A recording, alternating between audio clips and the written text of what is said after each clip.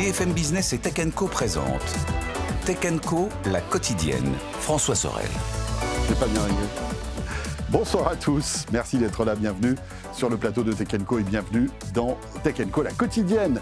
Vous savez, on est là chaque soir, 19h30, 21h pour plonger dans l'actu tech, pour la débriefer, pour la décortiquer avec nos experts. Et au sommaire ce soir, en ce jeudi pour cette dernière de la semaine, eh bien, rebondissement avec Meta qui remplace son IA Llama, que vous connaissez, par une autre IA, alors encore plus puissante, encore plus intelligente, qui s'appelle MuseSpark. On va la découvrir dans un instant. On évoquera aussi Tesla, Tesla qui espère bientôt pouvoir déployer son FSD en Europe, son Full Self Driving.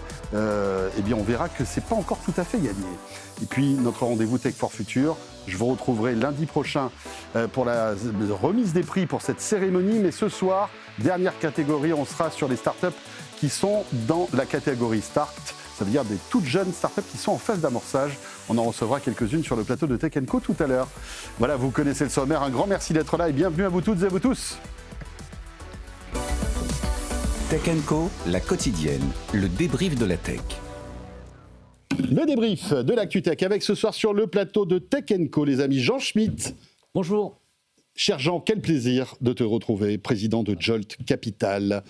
Avant un grand voyage autour du monde, notre ami Jean est là pour s'intéresser à toute l'actu tech de ce jour. Il y a pas mal de trucs ce soir en plus. Incroyable. On va en parler dans un instant. À tes côtés, c'est Nicolas Guyon qui est là. Salut Nicolas. Bonjour François. Ravi de te retrouver, animateur du podcast Comptoir IA. Attention parce que Nico, en matière d'IA, il est très bon, les gars. Donc faites gaffe quand même. Et Jérôme Marin, là. Salut Jérôme. Salut François. Fondateur de cafetech.fr, tu es journaliste bien sûr. Et allez sur cafetech.fr pour suivre l'actu. Et puis surtout, comme je dis à chaque fois, abonnez-vous à la newsletter cafetech.fr. Voilà, je peux pas dire mieux. Voilà, écoute, tu peux y aller. Maintenant, c'est fini. C'est bon, on va voir. C'est terminé. On peut lever le camp. Non, plus sérieusement, on va commencer par Meta, qui lance donc cette nouvelle IA qui s'appelle MuseSpark, un nouveau modèle d'IA exactement, un retour très attendu, mais surtout le premier modèle depuis l'échec de Llama 4 et la grande restructuration du groupe. L'objectif est clair, rattraper le retard face à OpenAI et à Google. On écoute le reportage de Clara Bidot. Sa particularité, c'est bien sa capacité à raisonner de manière plus avancée. MuseSpark peut mobiliser plusieurs agents d'intelligence artificielle en même temps pour analyser du texte, des images ou bien répondre à une demande. On est donc bien loin du simple chatbot. MuseSpark n'est donc pas la révolution scientifique voulue par Yann Lequin, ancien responsable de l'IA de Meta, mais bien un produit grand public ultra efficace capable de rivaliser avec ChatGPT ou Claude. Pour cela, le groupe mise sur l'intégration massive de son modèle, déjà disponible dans l'application Meta IA et qui doit rapidement être déployé dans WhatsApp, Instagram et Facebook aux États-Unis. Mais le groupe mise aussi sur la gratuité pour séduire, une stratégie qui vise à toucher des milliards d'utilisateurs et à imposer son IA face à la concurrence. Mais tout n'est pas encore parfait, le groupe connaît un retard sur certaines fonctions, notamment le code. Voilà donc MuseSpark, vous allez pouvoir l'utiliser. Alors petit à petit, ça arrivera sur tous sur tous les modèles et sur tous les services de Meta. Ça arrivera bien sûr dans WhatsApp, Instagram, dans Facebook et puis aussi dans les lunettes Ray-Ban Meta qui aujourd'hui tournaient à Llama et autant vous dire que moi, je teste de temps en temps ces lunettes. Llama, c'était pas joli. Cette IA sera totalement gratuite. L'idée, comme le disait Clara, c'est de rivaliser avec ChatGPT et Gemini. Est-ce que, à ton avis, Jérôme, maintenant, Meta a les cartes en main pour enfin rivaliser face à ChatGPT ou à Google, sachant que les résultats, on a des premiers résultats de bench, vous le savez, concernant cette nouvelle IA, donc MuseSpark, qui obtient un score de 52. Elle est tout de suite dans le top 5 mondial en fait, des meilleures IA. Ouais. Bon, déjà, sur les benchmarks, généralement, il faut les prendre un peu avec des pincettes parce que... Oui, parce qu'il y en a tellement. Il y en a tellement, et puis après, est-ce que le modèle il est optimisé pour être bien performant sur le benchmark ou pas? Donc, a priori, de ce qu'on voit, en tout cas des résultats comme Meta a donné, on est assez proche finalement de Gemini 3, de nouveau GPT et puis des derniers Claude. Donc, sur ce point-là, techniquement, ils ne sont pas très très loin. Cela dit, ils ont quand même mis 9 mois pour faire ce modèle. On sait que les autres travaillent sur des nouveaux modèles aussi. Donc, à voir après au fil du temps. S'il ne va pas avoir un écart qui se creuse. Bien sûr. Après, Meta a dit aussi, ils sont été assez humbles, je trouve, dans leur communication. Ils n'ont pas dit on est les meilleurs. Ils ont dit c'est un premier pas sur une nouvelle trajectoire. Voilà, on en a parlé dans le sujet. Ils ont beaucoup changé. On en reparlera peut-être tout à l'heure. Et donc, du coup, voilà, ils sont assez humbles. Ils se disent c'est une trajectoire pour laquelle on peut, en tout cas, être compétitif avec le reste. Après, moi, je pense que je ne sais pas si on peut parler en termes de rivaliser avec ChatGPT ou Gemini, parce que c'est quand même deux usages un peu différents. L'idée de Meta AI, c'est quand même, enfin des modèles d'IA, c'est de les intégrer dans les produits Meta. Donc, l'application Meta AI, qui est le chatbot un peu qui n'est pas forcément très utilisé, mais c'est surtout après de mettre sur Facebook, sur Instagram, sur WhatsApp, sur les Ray-Ban. Et donc là, c'est pas forcément rivaliser, mais c'est d'être au niveau, en fait. Voilà, donc on verra. Et je pense qu'il faudra voir avec le temps. En fait, aujourd'hui, quand on a un modèle qui se lance, c'est très difficile de savoir si ça va bien marcher ou pas. On verra avec le temps. Mais en tout cas, ils se sont donné les cartes, peut-être, pour réussir ce pari. Donc, il est totalement gratuit. Hein. Ça, c'est quand même... Oui, mais il n'est pas open source. Il n'est pas open source. Ça, c'est important. Et il a été développé quand même par le fameux Alexander Wang, qui est la dernière recrue de Mark Zuckerberg. Rappelez-vous, c'était il y a quelques mois de cela. En juin dernier, un pont d'or a été fait à Alexander Wang, et on se souvient qu'après, il y avait eu des débauches de, on va dire, tête pensante de l'IA chez OpenAI notamment, avec des ponts d'or qui avaient été proposés par Mark Zuckerberg. Jean ? Les ponts d'or, c'est toujours sympa. Juste dans les chiffres, c'est très intéressant cette version Avocado / Muspark. 9 mois, c'est pas beaucoup, mais en même temps, pour de l'entraînement, c'est déjà assez long, donc c'est bien, ça rentre dans les top 5. Ce qu'on voit, c'est des versions applicatives de l'IA qui apparaissent et qui vont utiliser le revenu et les profits d'autres vaches à lait auxquelles ils vont rajouter des fonctions. Donc, OpenAI, c'est plus difficile pour eux de survivre parce que eux, ils se sont lancés dans un module où ils sont des gens de l'IA pure, un peu comme Anthropic en moins bien.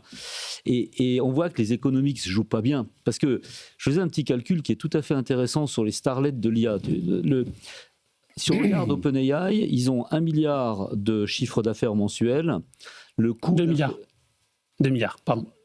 Le dernier que j'avais, c'était 1. Non, ils sont passés à 2 là. Bon, ce qui ne change rien au coût d'inférence, parce que le coût d'inférence augmente à peu près linéairement avec son revenu, c'est-à-dire qu'ils ne font pas de marge brute. Donc, grosso modo, pour 1 euro de chiffre d'affaires, ils dépensent à peu près 1 euro en inférence et en entraînement. Pour le business, c'est pas génial. Pas génial, parce que la marge brute zéro, c'est jamais un bon signe. C'est jamais excellent, quoi.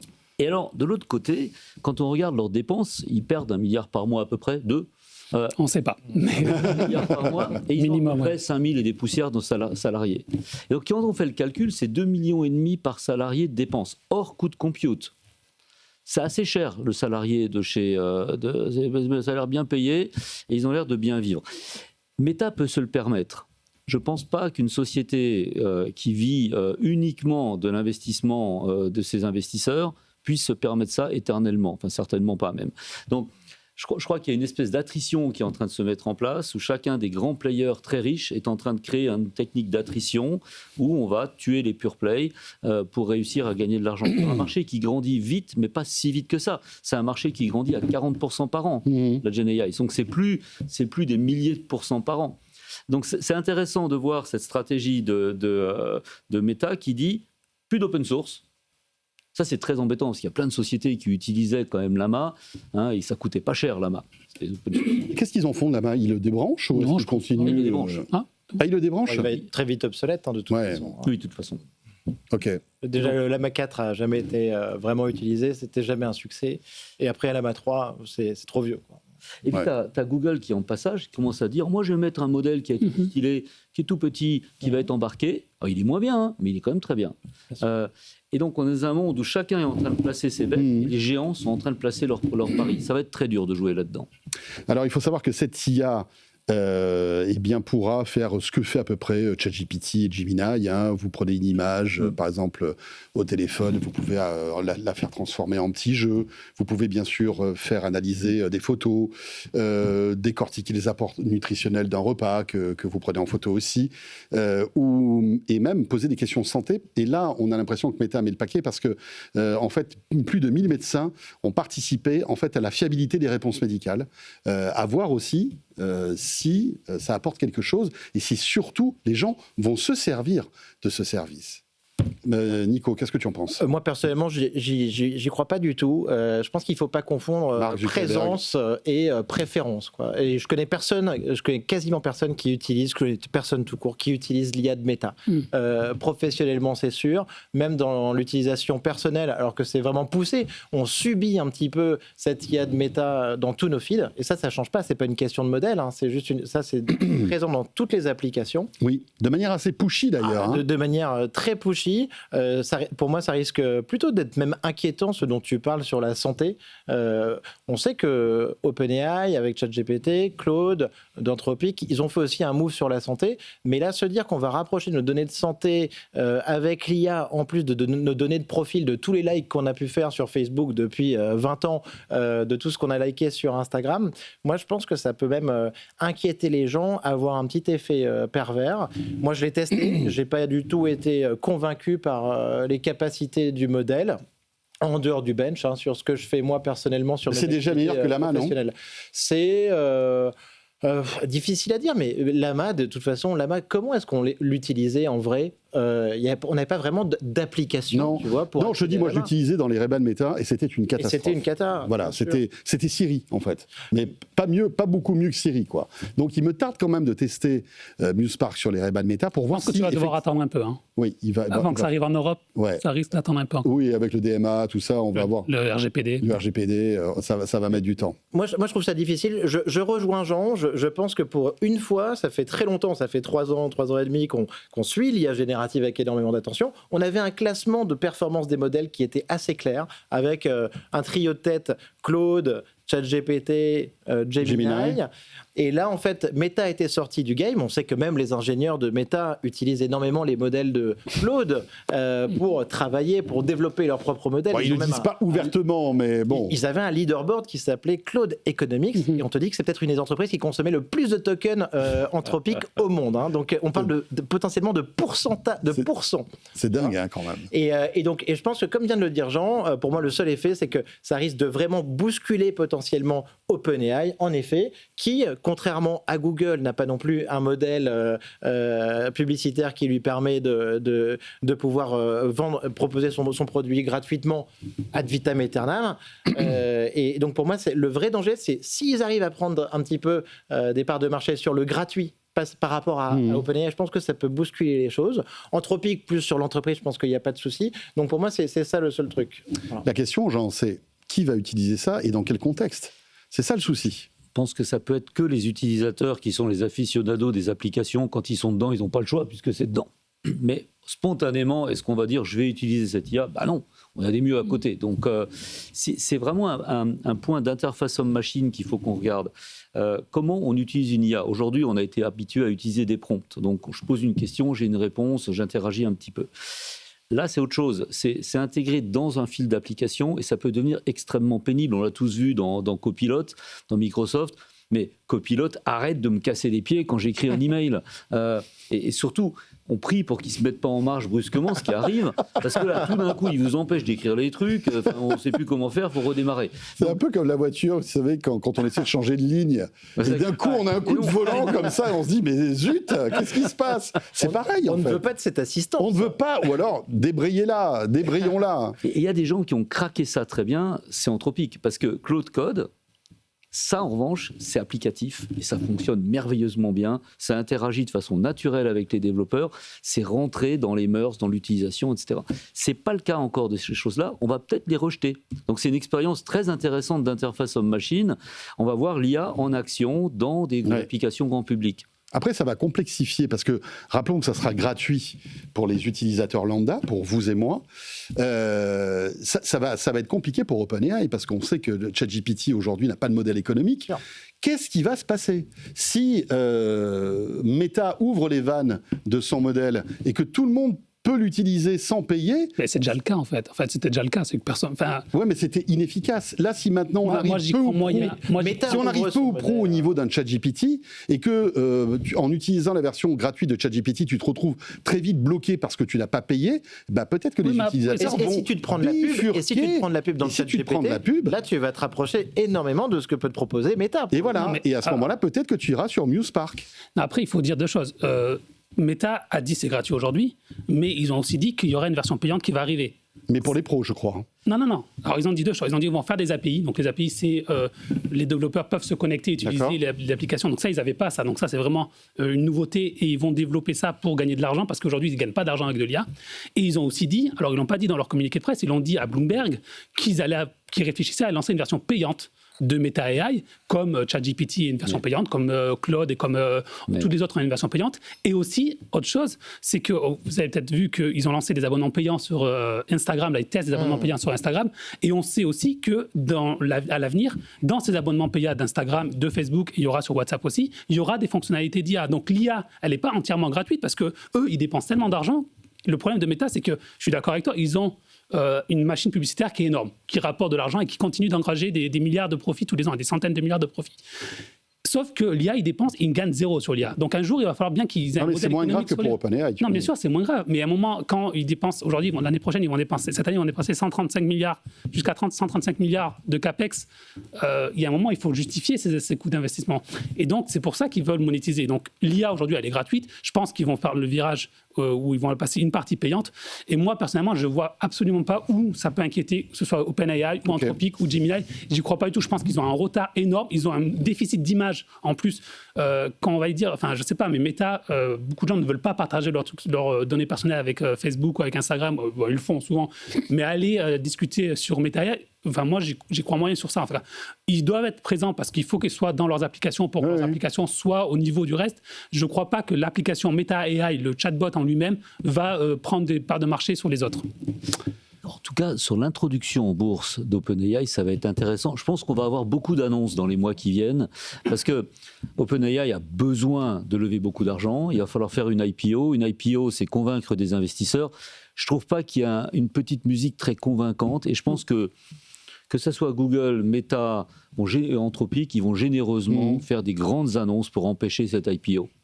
Mais on le retrouve, hein. OpenAI a dit ce soir qu'il projetait finalement peut-être plus de 100 à 120 milliards de revenus publicitaire à 2030. Wow. Donc en annonçant ça, tu vois, ils se positionnent aussi un petit peu face à Meta. Sur leur terrain. Après, ce sont des estimations qui sont quand même très optimistes. Ah non, c'est totalement ubuesque. C'est ubuesque. On est d'accord. Par exemple, Amazon, qui est le numéro 3 mondial de la pub, ils font 80 milliards de chiffre d'affaires publicitaire. Et ça fait des années qu'ils font. C'est ça. Faire 100 milliards dans 4 ans. Mais je suis comme dans un comité d'investissement de mon fonds, là. C'est pareil. L'entrepreneur vient et il dit, alors cette année, je fais 2. Mais vous allez voir, 6. Mais en 2030, je fais 412. 120. Et donc, ça n'engage que celui qui le croit. Hein. J'espère que tu as beaucoup d'entrepreneurs qui passent de 0 à 22 milliards de chiffre d'affaires en 3 ans, tu vois aussi. Pour donc, un coût de 50 milliards ou 100 milliards Non, mais ça fait beaucoup. Mais je prends passe de cela. Allez, on change de sujet. On va toujours rester dans le domaine de l'IA, mais s'intéresser à l'IA et le cinéma. Avec le Festival de Cannes qui refuse que l'intelligence artificielle dicte sa loi au cinéma. Parce qu'en fait, aujourd'hui, s'est déroulée l'annonce de la sélection officielle de la 79e édition de ce festival. C'était l'occasion pour sa présidente Iris Klobock de rappeler sa position quant à l'intelligence artificielle. Sujet très sensible, bien évidemment. On l'écoute et on revient juste après. Il est important de préciser que nous défendons la liberté de créer pour tous les êtres humains, mais seulement pour les êtres humains.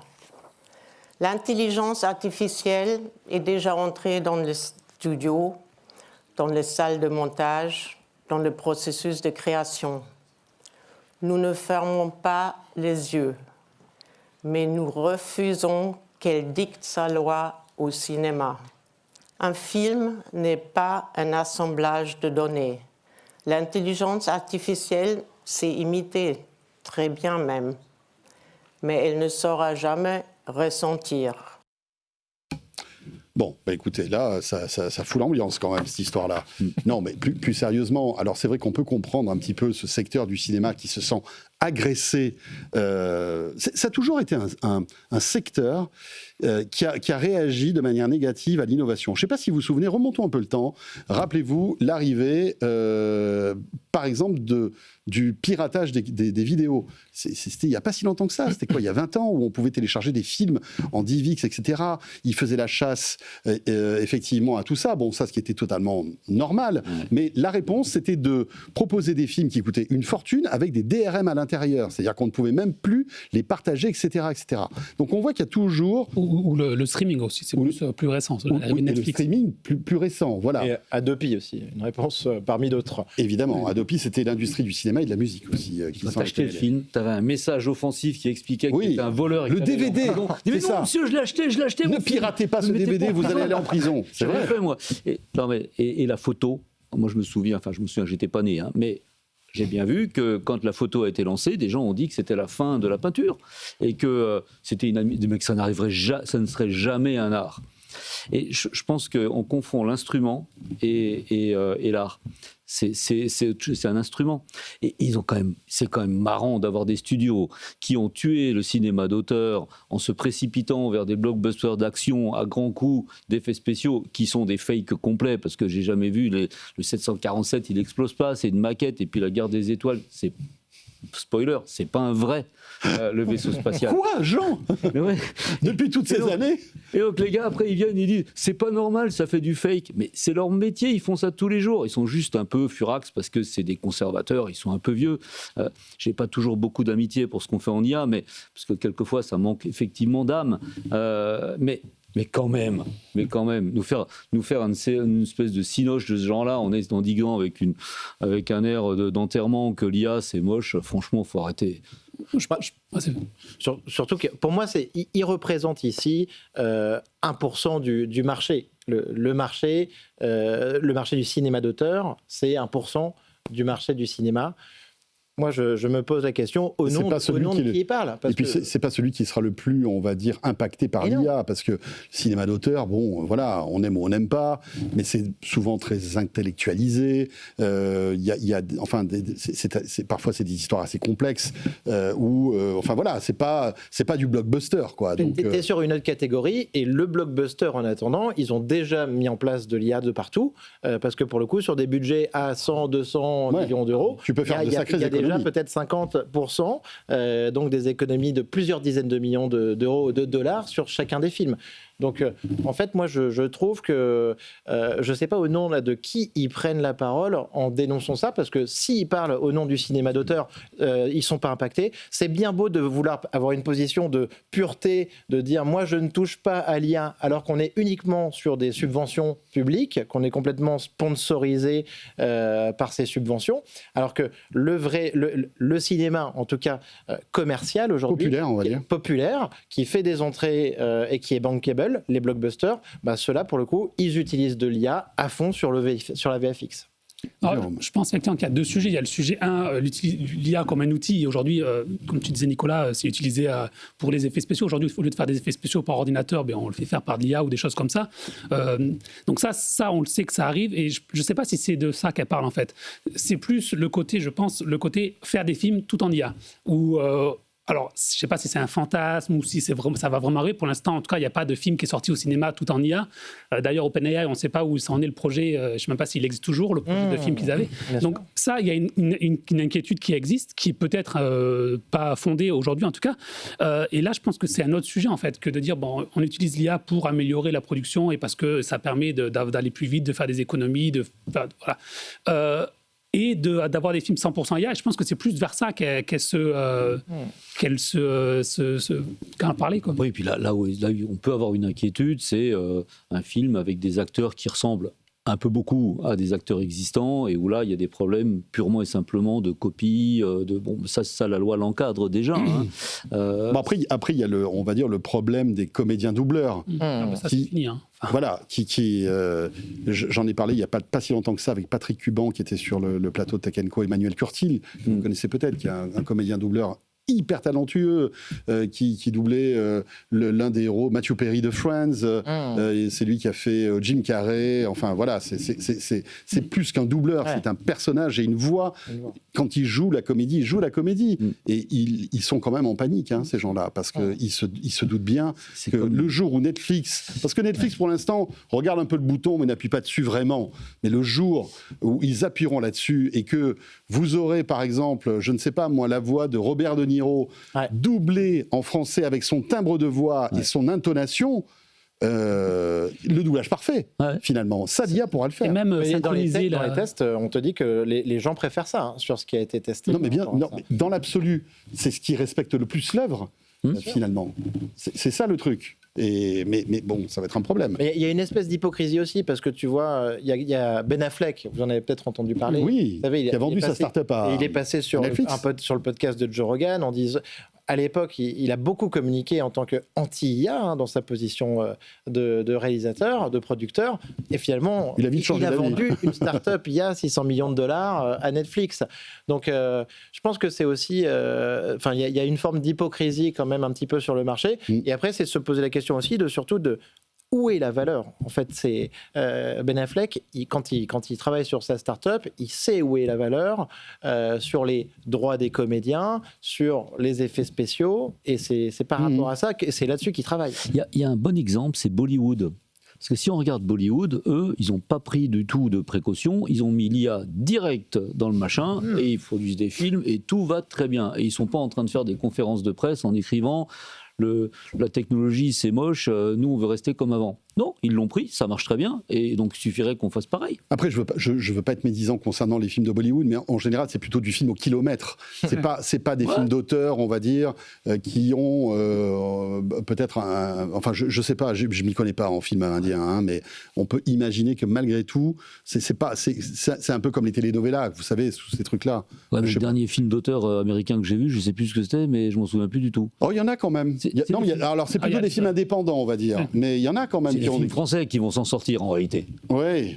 Les films où il se passe rien, où on s'ennuie, on va avoir un succès extraordinaire. Mais je vais vous dire, moi ce qui m'inquiète le plus finalement, tu parlais de Ben Affleck. Ben Affleck qui bosse beaucoup avec Matt Damon, vous savez, ils ont pas mal de projets en commun de films sur Netflix.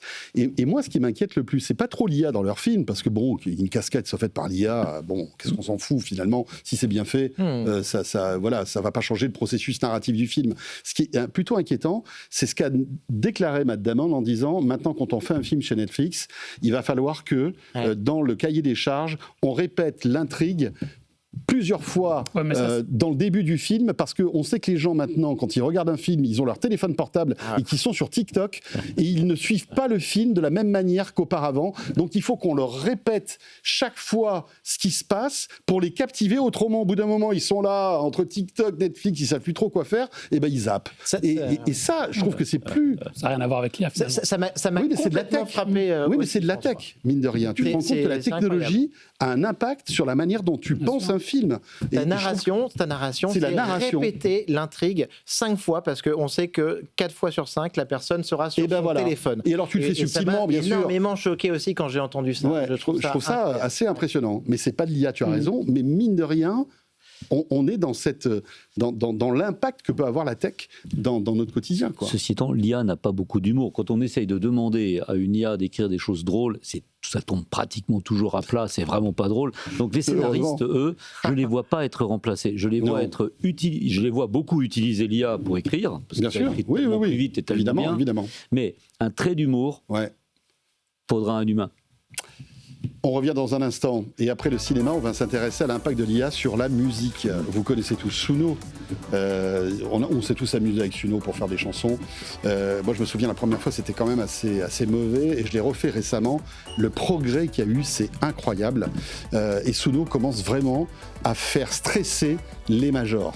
Parce que, si demain vous arrivez à cloner des chansons, à faire des chansons qui sont après postées sur Spotify, ils vont rapporter de l'argent, ça peut énerver du monde, d'autant que la plupart de ces chansons qui sont inspirées par quoi ? Par des chansons connues ou par des chansons de vrais musiciens, ça pose un problème. On évoque tout cela dans une minute, toujours avec Jérôme, avec Jean et avec Nicolas, c'est Tech & Co, la quotidienne. À tout de suite. Tech Co, la quotidienne sur BFM Business. Tech Co, la quotidienne, le débrief de la tech. Voilà le retour du débrief de l'actu tech sur BFM Business. Tech Co, vous le savez, on est là chaque soir 19h30, 21h et merci de nous être fidèles. Les replays, les podcasts qui vous attendront d'ailleurs à la fin de cette émission. Jean Schmitt est toujours avec nous, président de Jol Capital. À ses côtés, Nicolas Guyon, animateur du podcast Comptoir IA, et Jérôme Marin, fondateur de Café Tech. On va parler maintenant de la start-up Suno, je vous le disais juste avant la pause. Suno qui fait de la résistance face à l'industrie du disque. On avait parlé de Suno il y a quelques mois de cela, puisqu'ils avaient quand même malgré tout passé un accord avec la Warner. Et vous allez voir que c'est quand même assez compliqué tout ça, parce que Suno, on explique ce que c'est, Nico, on prompte un truc comme sur ChatGPT. Voilà, tu veux une chanson qui ressemble à du Jean-Jacques Goldman, une chanson d'amour plutôt rapide ou slow, tu choisis un petit peu ce que tu veux, tu appuies sur OK, et en quelques secondes, ça te génère un truc qui est quand même assez bluffant. Générateur de musique. Comme on a des générateurs d'images, générateurs de vidéos, on a des générateurs de musique qualitative, et avec depuis quelques mois de plus en plus de fonctionnalités. On peut isoler les pistes, avoir quelque chose de plus en plus précis. Le seul problème de tout ça, c'est que ça effraie au plus haut point les maisons de disques. Parce que les maisons de disques, non, en fait, elles acceptent le fait qu'il y ait Suno, hein, Jérôme, d'après ce que j'ai compris. C'est pas trop ça, c'est qu'elles ne veulent pas que les utilisateurs de Suno puissent télécharger les chansons que vous créez. Elles veulent toujours que ce soit du streaming. Pourquoi ? Pour ne pas le dire. Ouais. Bah pour gagner de l'argent. Et puis surtout pour ne pas les mettre sur Spotify et en fait augmenter Spotify ou tous les services de streaming musical pour inonder en fait ces services de streaming de musique générée par l'IA. Je crois que c'est ça. 39% des musiques de Spotify sont générées par Deezer. C'est Deezer, je crois. Deezer, oui. Mais je crois que Spotify c'est un peu moins. Spotify ne communique pas sur ça. Deezer l'avait plutôt interdit à l'époque, tu sais. Donc, Deezer alors que Spotify Deezer était l'interdit OK pas. avec ça. Deezer l'autorise, mais met un label, enfin pour dire que la musique est générée par l'IA. D'accord. Ouais. C'est 3% du temps d'écoute quand même. Donc ouais, mais 3% du temps d'écoute, il y a 6 mois, c'était 0,5%. C'est juste. Donc ça fait quand même une belle progression. Après, fois 6. Mais le risque en tout cas, c'est le même, c'est la dilution par l'IA du catalogue musical de ces majors de l'industrie musicale. Et ça, c'est sûr que ça leur fait peur. Parce qu'en plus, forcément, Suno s'inspire de vraie musique pour créer tout cela. Et après, on est dans cette frontière un peu compliquée à comprendre. Est-ce que Suno doit rémunérer les ayants droit parce qu'il y a peut-être 10% de cette chanson, enfin de la chanson qui va être créée, qui a été, on va dire, inspirée par une chanson qu'on connaît. C'est la question insoluble de l'IA. Insoluble. Elle est valable aussi sur l'image. Elle est valable sur un texte que tu vas générer avec ChatGPT. Qui est l'auteur ? Est-ce que l'auteur, c'est les personnes qui ont créé les données sur lesquelles les modèles ont été entraînés? Est-ce que c'est le modèle d'IA générative, son application, l'éditeur? Est-ce que c'est la personne qui prompte? On ne sait pas qui est l'auteur, en fait. Voilà. C'est vieux comme le monde. Hein. Le morceau le plus connu de Karl Emanuel Bach, ça a été composé par Kazatsu. C'est même le morceau le plus joué. Donc ça fait très longtemps qu'on fait ça. Alors là c'est à grande échelle. Mais ça a toujours été fait. On ne peut pas considérer qu'être inspiré par quelqu'un, c'est une violation du droit d'auteur, parce que ça, c'est un peu abusif. Alors, juste pour répondre, en fait, juste pour préciser que Suno a été attaqué par Universal, par Sony et par Warner, donc qui sont les 3 grosses maisons de disques. Ils ont fait un accord avec Warner, et dans l'accord avec Warner, il y a l'idée de dire on va vous reverser une partie des abonnements parce que on utilise vos musiques et nos utilisateurs pourront remixer les chansons de vos artistes pour faire des nouvelles chansons. Universal, il y a des discussions avec Universal. Et Universal dit non, on est d'accord pour ça. Par contre, interdiction de télécharger. Et Universal demande ça parce qu'ils ont obtenu de Udio, qui est une autre start-up qui fait ça, qui a accepté de ne plus télécharger. Qui s'est un peu plié en fait aux exigences. Exactement, qui s'est totalement plié aux exigences. Et qui a perdu du trafic et qui a perdu de Suno. Bien sûr. Suite à ça. Et en fait, ce qu'il y a derrière, c'est qu'il y a des plaintes qui sont déposées et ils ont demandé beaucoup d'argent. Et le problème, c'est que la loi américaine, parce que c'est aux États-Unis que ça a été déposé, elle n'est pas très claire. Il y a un principe qu'on appelle le fair use, donc usage raisonnable en français, qui dit on peut utiliser des contenus protégés tant que ça reste un usage raisonnable. Et la justice il y a plusieurs affaires qui ont déjà été un peu jugées en premier appel, en première instance, dit oui, le fair use peut s'appliquer à l'IA à condition 1 qu'il y ait une valeur transformative, donc là, très clairement, il y a une valeur transformative, c'est qu'on prend une chanson qui a déjà existé et on en crée une autre, donc on transforme le contenu. Par contre, elle dit aussi, il ne faut pas que ce soit un substitut de marché. Alors, très clairement, ça veut dire si je prends des chansons pour créer d'autres chansons et que je les mets sur Spotify et que ça remplace des chansons originelles, là, ça peut être un substitut de marché. Et donc là, le fair use ne s'applique plus. Donc on est dans un flou juridique qui n'est pas tranché, qui sera tranché dans des années peut-être. Et donc c'est pour ça qu'au lieu d'avoir cette incertitude, on veut essayer d'avoir des accords à l'amiable pour pouvoir avancer sans attendre de savoir ce que va trancher la justice. Suno, ils ont levé beaucoup d'argent, ils viennent de lever 250 millions de dollars fin novembre, je crois en novembre. Donc ils se disent, nous on a le temps, on a l'argent, on peut se permettre, pourquoi pas, de laisser un peu traîner les choses. Et surtout, on ne veut pas transiger sur le fait qu'on veut télécharger les chansons. Parce que si on ne peut plus télécharger les chansons, leurs 2 millions d'abonnés qui revendiquent, il n'y en a peut-être plus de 2 millions. Parce qu'on serait juste sur Suno, on pourrait écouter juste les chansons sur Suno. Et ça c'est moins intéressant. Mais ils céderont jamais. L'entrepreneur de Suno, quand il a démarré, très vite, il s'est pris un procès à 1 milliard de dollars, alors qu'il n'avait pas du tout cette valorisation. Aujourd'hui, comme tu le dis, il fait une belle levée de fonds. Il fait 300 millions de dollars de chiffre d'affaires annuel. Il vaut plus de 2 milliards de dollars. Il est parti tête baissée sur son objectif. C'est pas maintenant qu'il va commencer à céder par rapport à ça. Et en vrai, ne pas pouvoir télécharger un morceau, t'imagines, c'est comme une plateforme de génération d'images, de vidéos, où on ne pourrait pas exploiter ce contenu de la même manière. C'est frustrant, on ne va pas au bout du processus. C'est pas pour ça qu'il fait ça. Et moi, j'avais déjà écouté un podcast sur lui. C'était aussi te dire, il disait, je suis prêt à prendre tous les risques juridiques, personnels, etc. Parce que si tu demandes à quelqu'un, en fait, dans la rue, est-ce que tu es content que le service Suno existe ? L'utilisateur final, cet utilisateur final, en général, il va te dire « Oui, je suis content de pouvoir utiliser Suno ». Après, qu'on fasse notre cuisine au niveau juridique et tout ça, c'est un problème éternel. La musique, c'est un cimetière d'acteurs qui ont toujours bataillé entre les droits de l'industrie et le business model de l'autre côté. Après, je vois pas trop pourquoi on fait toute une pagaille sur le fait de télécharger. Aujourd'hui, on télécharge plus les chansons. Non, mais c'est le seul point de Aujourd'hui, tu les streams et tu les écoutes en temps réel parce que tu as du réseau, etc. Tu vois ce que je veux dire ? C'est moins... je trouve que c'est moins important qu'au début des années 2000, où là, tu étais obligé de télécharger tes chansons parce que tu n'avais pas de réseau partout, tu n'avais pas de la 3G. C'est pas ça le sujet, en fait. Le sujet, c'est que si tu ne peux pas les télécharger de Suno, c'est-à-dire que tes chansons, tu les crées, elles restent sur Suno. Et les seuls gens qui peuvent les écouter, c'est les gens qui utilisent Suno. Si tu peux les télécharger, tu peux les mettre sur Spotify, tu peux les mettre sur les autres plateformes. Oui, bien sûr. Et donc, c'est là où tu génères de l'argent. On est d'accord. Moi, je vois une question de propriété, François, derrière. Tu vois, je pense que tu vois, tu peux la télécharger. Mais pour le particulier, ça n'a pas trop d'impact. En fait, ça va être plus pour ceux qui veulent faire du business que ça a un impact. Parce que finalement, que tu écoutes ta chanson en streaming ou que tu la télécharges, aujourd'hui, c'est pareil. Tu vois. Non, mais si tu ne peux pas la télécharger, moi, je ressens que la valeur, tu vois, elle reste vraiment au niveau des majors, quoi, en fait. Si tu veux, elle reste bloquée quant à ce mais parce que tu es un peu au courant audio. de tout ça. Mais tu sais, les utilisateurs de Spotify ou Deezer ne se posent pas cette question-là. Ils payent 10 € par mois pour écouter leurs chansons en streaming. Et puis voilà, tu vois. Puis ça va créer du business pour les startups. Il y a une petite startup en France, ça s'appelle IRCAM Amplify, qui va chercher si une musique est ou non générée par une IA. Donc ça crée au moins du business pour ces gens-là qui vont débunker les choses. C'est à peu près 99% de debunking, je crois. C'est quand même pas mal. C'est pas mal. Il y a un vrai business là-dessus qui va se développer. Quand on reçoit des textes qui ont été générés, moi je ne sais pas quel est l'effet sur vous. Moi, quand on m'envoie un mémo qui a été écrit par une IA, ça me met en rogne. Parce que je me dis finalement, il l'a généré avec une IA, je vais le faire lire par mon IA aussi, puis comme ça tout le monde sera content. Et je vais la faire résumer par mon IA et je vais la renvoyer. Je vais la renvoyer avec la réponse que je vais demander à mon IA de faire. Et donc le côté musique, c'est vrai qu'on a envie de savoir quand même si c'est une musique qui a été faite par un humain ou pas. C'est toujours intéressant. Ça va être un petit business sympa. Le fondateur de la société est pas super sympa, hein, Mickey machin.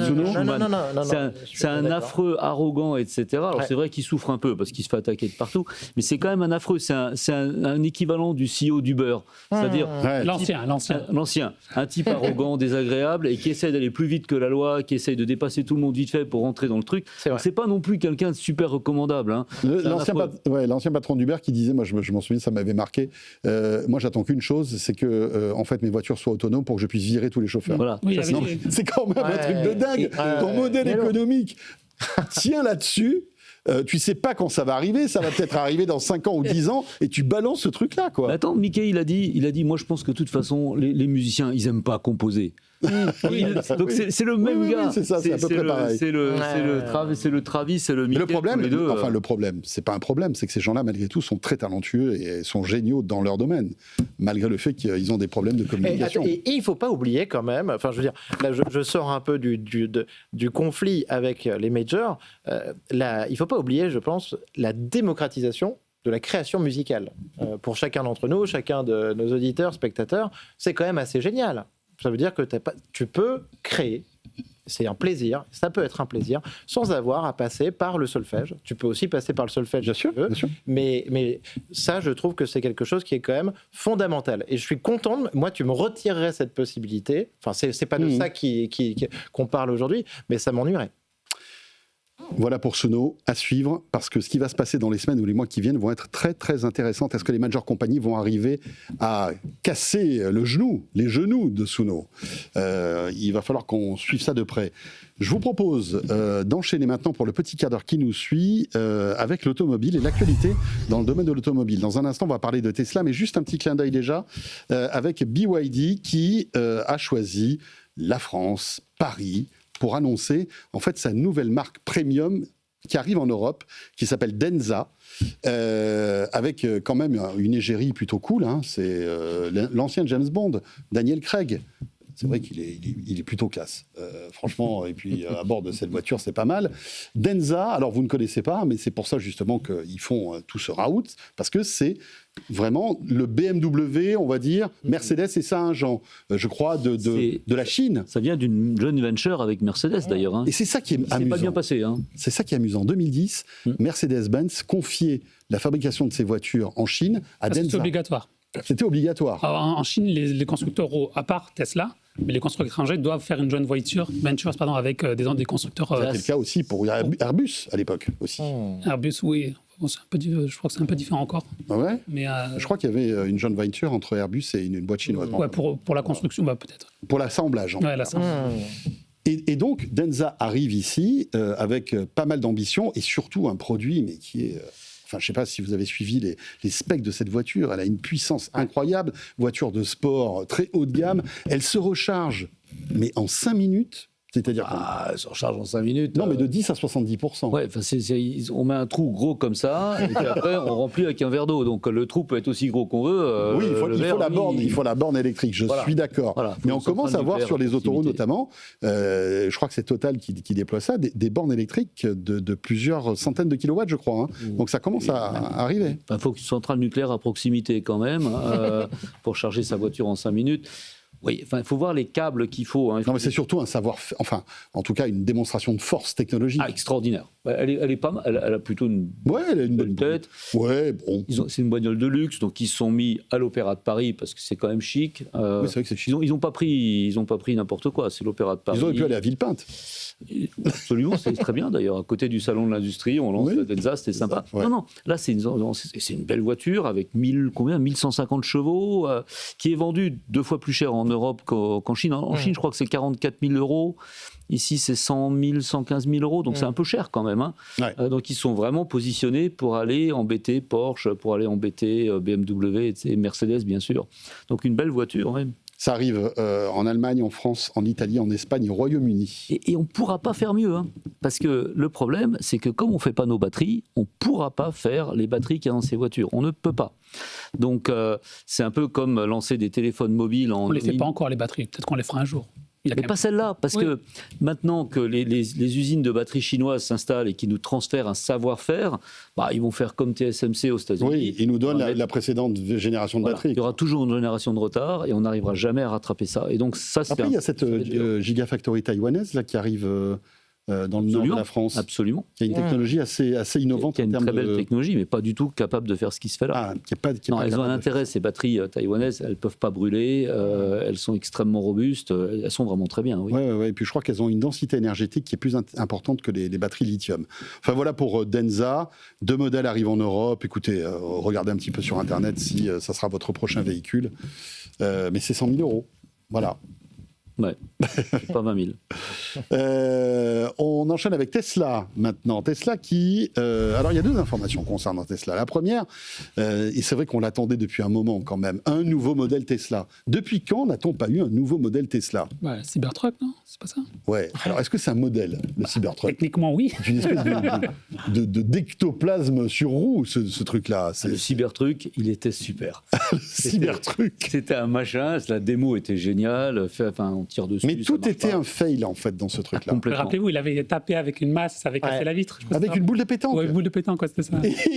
Parce qu'en fait, la voiture, elle devait être, je sais pas, blindée ou je sais pas Ouais, quoi. c'est ça, ouais. Il jette la boule de pétanque et là, paf, La vitre explose. la Mais vitre explose. moi, j'ai été très impressionné par ce Cybertruck. C'est vraiment, tu vois, c'est quand même un nouveau produit. C'est un objet de science-fiction hallucinant. commandé, avec alors, j'ai des bien performances. Alors en France, on peut pas parce que Bah non, on peut en France, pas. on n'a pas le droit, notamment à cause de ces bouts qui sont carrés, pas ronds, Ouais. de sa puissance aussi. C'est-à-dire qu'en termes de crash test pour piétons, c'est pas terrible. Pas terrible. non, C'était pas du plutôt steampunk que science-fiction. Tout à hein. fait. Oui, t'as raison. C'était vraiment un truc étrange. Mais il n'y avait plus de place pour les lettres. Moi, ce qui m'étonne, c'est que comme il avait lancé la S, la E, la X et la Y, enfin pas la E et la 3, il avait fait son truc sexy, comme ça il avait bien rigolé. Il n'y avait plus de place pour une lettre. Maintenant, il va lancer la B, Sexib. Moi, je ne comprends pas ce qu'il fait. Là. Je pense qu'en fait, ils sont quand même un peu en difficulté, parce que l'action, elle reste assez chère, hein, mais elle a quand même baissé beaucoup. Ouais.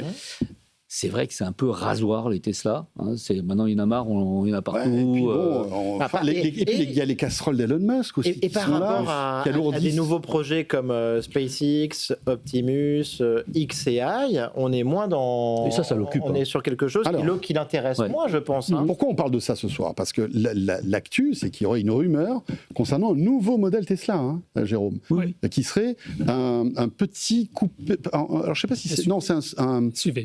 voilà, un SUV. Oui, un petit SUV. Petit de hauteur. Oui, ou un truc sportif, enfin, un pas cher. petit truc sportif, voilà.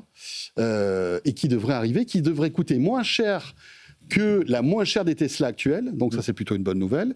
Petite voiture, moins chère. Tout de suite, les Européens que nous sommes commencent à frétiller parce qu'on se dit, tiens, est-ce que pour la première fois, on aurait une voiture taillée pour l'Europe avec nos petites rues, nos petites routes, enfin tous ces trucs-là. Oula, je sais pas si elle sera. Elle sera pas si Je sais petite pas que ça. ce que petit veut dire. hein. Bon, d'accord. Mais ok. après, Pardon. En fait, c'est un VUS. Hein. C'est 15% moins cher. Hein. C'est pas oui. très, très, très beaucoup moins cher. Il passe de 35 000 $ à 29 000 $. Donc bon, c'est pas non plus. Ouais, mais bon, 29 000 $ si c'est fabriqué en Europe, assemblé en Europe, le prix pourra baisser parce qu'il y aura des aides et on pourra peut-être tomber à 20 000 €, quoi. Enfin, je veux dire. Enfin non, je sais pas ce que vous en pensez, mais Après, Moi, je pense que ça peut être une offre très intéressante. On est sur de l'électrique, sur Tesla, sur un véhicule qui est pas avec des proportions délirantes. Moi, j'ai vu 4,20 m. Ouais. 4,20 m, c'est quoi comme voiture? C'est l'équivalent d'une 2008, tu vois. Ouais, Et il se trouve que j'en ai une. Et Elle fait depuis 4,20 longtemps. m. Et elle fait 4,20 m. Donc c'est ça. Et on parle d'un petit SUV, tu vois, pareil sur cette 2008. Et moi, je trouve ça très intéressant. Moi, je suis très intéressé aussi par, on en parlera juste après, mais aussi par la conduite. On en parle juste après. Par la conduite automatique. Et si ce produit-là, en entrée de gamme entre guillemets, peut me permettre d'y accéder, moi, ça m'intéresse beaucoup. Je ne rappelle pas le Mac Neo. En fait, le côté, C'était lequel? j'ai gagné plein dernier, d'argent. là. Et C'est puis le maintenant, tout dernier, le MacBook Neo, tu Comment sais, ça d'Apple. tu vois, les grandes marques commencent à flipper en 600 sortant des choses pas 100 chères. Le petit Mac low cost qu'Apple vient de sortir, tu sais qu'il y a 699 €. Ah oui, oui. Non, pas ton Mac de développeur, celui que tu utilises pour Cloud Pro, tu vois, que tu as payé 5 500 € parce que MacBook Air, tout est en ligne. on n'en Tu sais, peut donc. plus à la fin. On achète ces Macs qui coûtent une véritable fortune et puis on a envie, quoi. Ce qui est beau, puis il est dur, puis il est en métal, etc. Et là, plaf, 699 € le Mac Neo parce qu'on se dit l'économie, c'est peut-être pas ça. Mais c'est vrai que je là, ne m'y suis pas intéressé du Et tout. en plus, c'est toujours un produit d'aspect premium. C'est-à-dire que je reviens au MacBook Neo, moi je l'ai eu en main, je l'ai testé. Oui. C'est un joli produit. C'est pas un ordinateur sous Windows à 699 € où tu fais comme ça. c'est vrai. Il se tord. Alors que tu là, vois. la Tesla, les rétroviseurs, c'est manuel. Hein. Sur le SUV Allez, qui là, va arriver. Ouais. On approche le Defender. Ouais, tu mais vois. c'est bien parce que tu pourras te muscler un peu les bras, tu vois. C'est- Mais après, il y aura sans doute une option où tu pourras le motoriser, non? Enfin, je pense que... Ça coûtera 5 000 €. Ah oui, c'est ça fait cher. Donc voilà, l'actu, c'est... Tu auras Grok qui te parlera. c'est ce modèle. Pour l'instant, il n'y a pas de date. Ça devrait... C'est pas officiel non plus. C'est pas officiel non plus, bien C'est pas évidemment. Pas pour cette année. Voilà. Bah, écoutez, Après, il faut dire, juste pour préciser, que ça fait quand même des années qu'on en parle de ce modèle moins cher. Ça fait des années que Elon Musk a dit oui, ça va arriver. Ah ben non, finalement non, parce que maintenant il y a le cybercab, on passe à autre chose. Donc, est-ce que c'est vraiment un projet? Est-ce que c'est vraiment en production et que ça va arriver ou pas? Ça, on ne sait pas en fait. Donc, ça serait quand même, moi je trouve que ça serait peut-être pas se renier, mais ça serait assez intéressant de le faire maintenant, après l'avoir pas fait depuis des années. Ça fait quand même plusieurs mois et plusieurs trimestres que les ventes de Tesla baissent et que plein de gens disent oui, il faut lancer un modèle moins cher parce que le marché se déplace et le prix de vente baisse. Quand il est là, il dit oui, maintenant, Tesla, c'est des robots et c'est des cybercabs, c'est quasiment plus les voitures. Est-ce que ça s'inclut dans le plan des robotaxis, justement? C'est aussi l'une des possibilités. C'est que si on veut des robotaxis en Europe, par exemple, ça pourrait être des petites voitures comme ça. Enfin, moi, je vois surtout on va dire, la voie vers peut-être un succès pour Tesla, parce que aujourd'hui, c'est compliqué, comme le disait Jean. Tesla patine, et une voiture aussi, enfin, une marque aussi innovante qui n'a pas sorti de nouveaux modèles depuis un certain temps, ou alors le seul modèle qui est sorti récemment est un bide monstrueux, il faut quand même rattraper le coup, quoi. Et avec BYD, dont on parlait juste avant. Bien sûr, et tous les autres Chinois. Ah ouais. Après, il y a une question d'image de marque aussi. Après, on en parlait tout à l'heure, mais est-ce qu'aujourd'hui, le problème de Tesla, c'est de ne pas avoir de nouveaux modèles, ou c'est son patron, en termes, notamment en Europe? Les deux, monsieur. Non, mais voilà, donc, si tu lances un nouveau modèle, Elon Musk il sera toujours là. Donc, c'est pas forcément... Ça aidera pour relancer les ventes, mais est-ce que ça permettra de vraiment être un gros succès? C'est pas sûr. La bourse est de mauvaise humeur, hein, moins 24% depuis le début de l'année. Hein, donc, Oui, mais bon, ça, c'est parce que... Enfin bon, c'est une valorisation énorme. Et pour terminer, il nous reste 4 minutes. On reste dans le monde Tesla avec une mise à jour, la 2026.8.6. Les amis, c'est précis. Et cette mise à jour, qu'est-ce qu'elle va faire? Elle ne va pas motoriser les rétroviseurs extérieurs, parce que je sais que Jean attend ça. Non, celle-là, en théorie, devrait apporter le FSD en Europe. Ça devrait arriver le 10 avril. Je dis ça devrait parce que, Jérôme, il y a quand même un flou là-dessus. Ouais. Il faut une autorisation, il faut un déblocage en fait, de la réglementation de la part de l'Union européenne. En fait, en fait, ce n'est pas l'Union européenne, c'est le régulateur néerlandais. Parce qu'une fois qu'ils obtiennent le feu vert aux Pays-Bas, ils peuvent le demander dans les autres pays. Donc ça, oui. C'est pas automatique. C'est pas automatique. Logiquement, je ne sais pas si c'est des démarches, à mon avis, c'est juste des démarches administratives. Quelle complexité. Après, c'est 27 pays. Après, c'est... Bon. Mais c'est le... Oui, bon, d'accord. Non, mais on ne va pas entrer dans les détails. Ce que dit Tesla, ils disent qu'ils vont obtenir le feu vert demain, le 10 avril. Ils avaient dit qu'ils l'obtiendraient le 20 mars, donc on ne sait pas vraiment s'ils vont l'obtenir. Je crois que c'est RBW, le régulateur néerlandais, n'a jamais communiqué ça. Donc peut-être que demain, ils donneront le feu vert sur le FSD. Et rappelez quand même que le FSD, c'est, alors même s'il s'appelle Full Self Driving, c'est pas totalement full. C'est pas du tout, même il faut avoir les mains sur le volant, il faut être concentré. Donc c'est de la conduite autonome. Mais on se rapproche un peu plus du confort américain des Tesla en termes de conduite. Oui, ça roule en ville. Ça roule en ville, voilà. Et ça devient intelligent. Ça n'a pas beaucoup appris. Ça fait que 1,6 million de kilomètres, ce qui est pas mal, mais qui n'est pas énorme en Europe. La topologie européenne est très différente de la topologie américaine. Rue à angle droit et une simplicité d'apprentissage. Rue en étoile en Europe, donc c'est bien plus compliqué. Rond-point, on n'en manque pas. Donc j'espère qu'ils ont bien appris les ronds-points, sinon ça va être compliqué. Moi, je ne sais pas trop comment ça marche dans les ronds-points. J'essaye très dur chaque fois de m'en souvenir. Et donc là, pour les voitures, ça va être très difficile. 1,6 million de kilomètres, c'est quand même pas des masses. Non, c'est pas des masses. Et l'adoption, c'est challenging. Moi, j'ai regardé l'adoption aux États-Unis. C'est pas terrible. Hein. C'est 12% des voitures qui ont pris ça. Ça coûte cher. Et en plus, ils veulent changer de modèle économique parce qu'aujourd'hui, il fallait payer à l'achat. Je ne sais plus combien ça coûte, mais c'est des milliers de dollars. Pardon. Oui. Maintenant, c'est un abonnement. 7-8 000 il veut passer en abonnement. Maintenant, c'est $99 par mois et que tu peux en fait désactiver quand bon te semble. Tu vois, si par exemple, tu te rends compte que la plupart du temps, c'est ton trajet travail-maison et tu n'as pas besoin de ça, tu peux le désactiver. Mais si après tu pars en vacances, tu peux l'activer. Ouais. Mais bon. Ouais. C'est un abonnement. Les voitures de Tesla depuis 2023 vont pouvoir être upgradées avec ça. Ouais. Donc ça, c'est plutôt sympa si c'est le cas. Mais comme tu le disais, le régulateur qui a un nom à coucher dehors, RDW, va probablement dire oui. Ça fait déjà 2 fois qu'ils ont dit non, donc ils vont finir par dire oui. Mais après, il va falloir passer pays à pays. Et je pense que les Hollandais, n'étant pas un grand pays fabricant de voitures, ils ont mis une résistance raisonnable.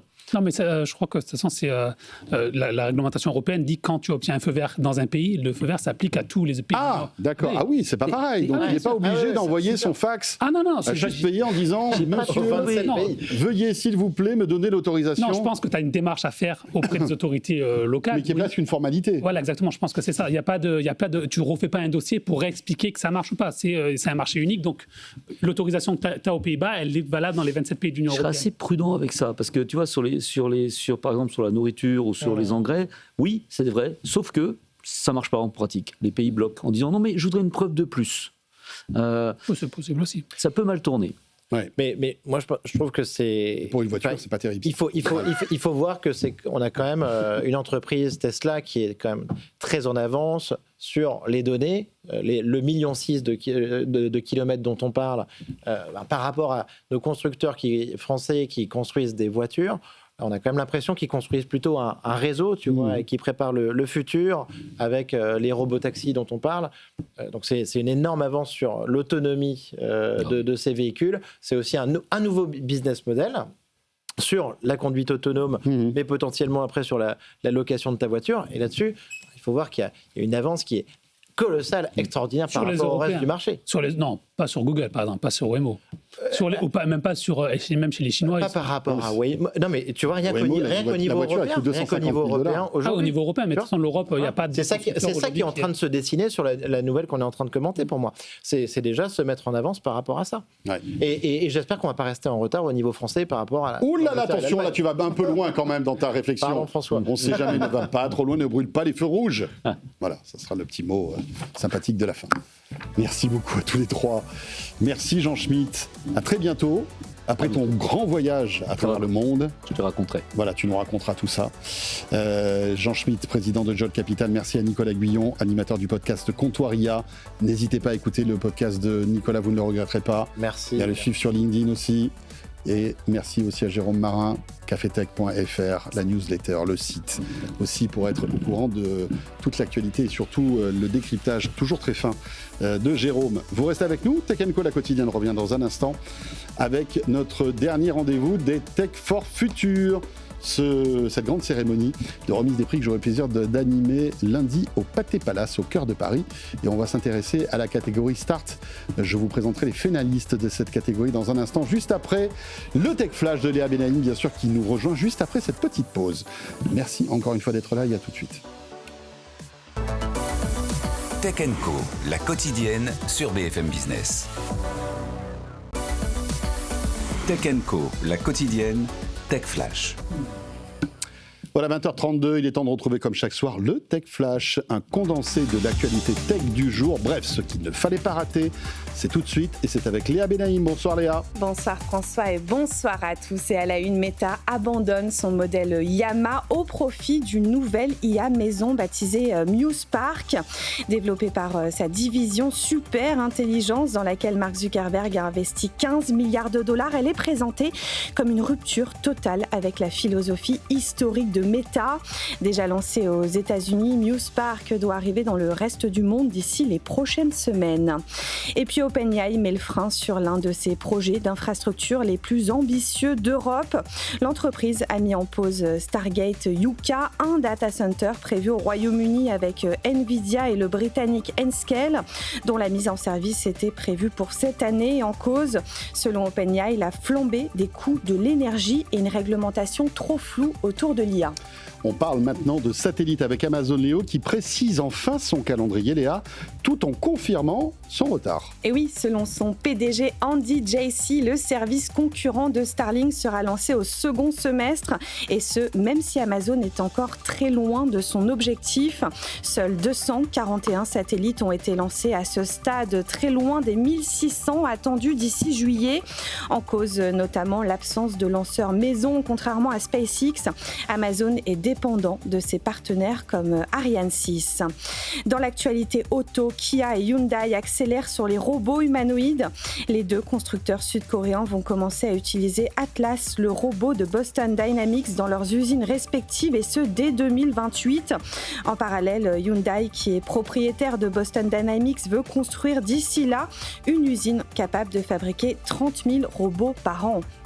Et enfin en France, la fin des réseaux 2G et 3G fait polémique. Un collectif d'associations tire la sonnette d'alarme dans une tribune.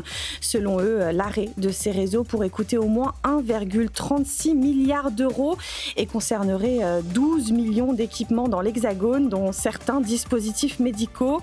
Ils demandent donc des garde-fous et une régulation de l'État. Mais pour l'instant, aucune aide n'est prévue. Et pour finir, rendez-vous demain pour De quoi je me mail, votre rendez-vous tech du week-end. Une émission disponible dès midi sur la chaîne YouTube de BFM Tech et à partir de 21h30 ici même sur BFM Business. Et au programme cette semaine, François, l'une de tes passions. On parle bien sûr du flipper, c'est le retour en force qui depuis quelques années redevient tendance. Et vous allez voir, il y a pas mal de tech dedans. On écoute un extrait de Guillaume Faux qui est influenceur flipper et qui était notre invité dans De quoi je me mail. En 1978, c'est encore une date importante dans le flipper, il faut savoir que pendant une quinzaine, une vingtaine, une trentaine d'années même, le flipper a été interdit aux États-Unis. Parce que, comme tu le disais, c'était assumé comme jeu d'argent. Donc avec la prohibition, toutes les machines étaient retirées aux États-Unis. Et en 1978, le maire de l'époque, qui s'appelait LaGuardia, du nom de l'aéroport, a organisé une office dans le tribunal de New York pour dire « Montrez-moi que le flipper n'est pas un jeu de hasard ». Donc on a fait venir un expert du flipper qui a pu démontrer, preuve à l'appui, en annonçant ses coups. Je vais viser là, la bille va faire ça, elle va rebondir là. D'accord. Il a démontré en fait que c'était de l'agilité et pas du hasard. Complètement. Okay. C'était un skill game et non pas un jeu de hasard. Incroyable. Et dès le lendemain, les flippers sont revenus, ils sont sortis des backrooms, VIP rooms, etc. pour revenir un peu au goût du jour. Ça, c'est pour la petite histoire sur le point d'inflexion.